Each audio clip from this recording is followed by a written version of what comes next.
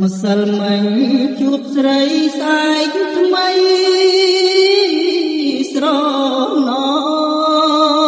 ងអើយឆ្ងាយពីងពីរងឆ្ងាយឈ្មោះជីវ៉ា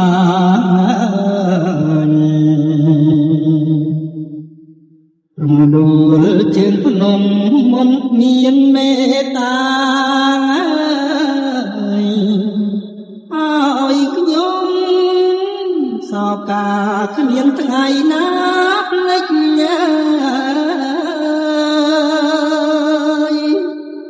គេមិនស្នេហ៍ស្និទ្ធត្បិតខ្ញុំ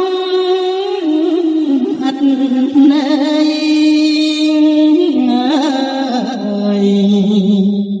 ព្រោះលើលោកីរីករាយមានស្បាយដីស្នេហ៍កង្វល់ខ្វល់ណាស់ព្រះអើយហាខ្ញុំនេះហើយជាថ្នាយសំណល់បងចាំមើលផ្លូវ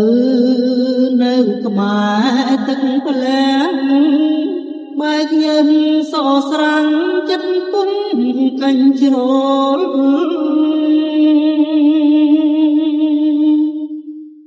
អូនបាបងងួចលលោកស្រែកបងស្នេហ៍ដូចស្រមោលនន្ទារូបខ្ញុំ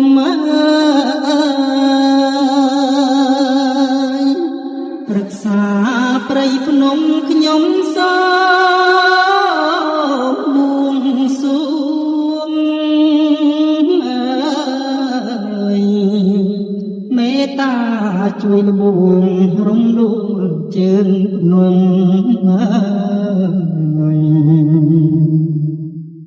សូមជួយអាណិតបួងចិត្តក្រៀមក្រមអំអោរូបខ្ញុំផុតក្តីបង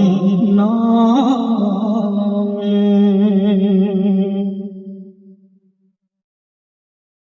រក្សាព្រៃភ្នំខ្ញុំសោបួងសួងមេត្តា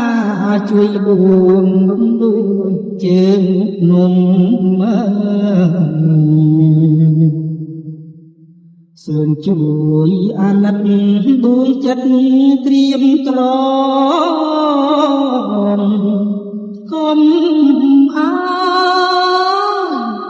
រូបខ្ញុំផុតក្តីបងណង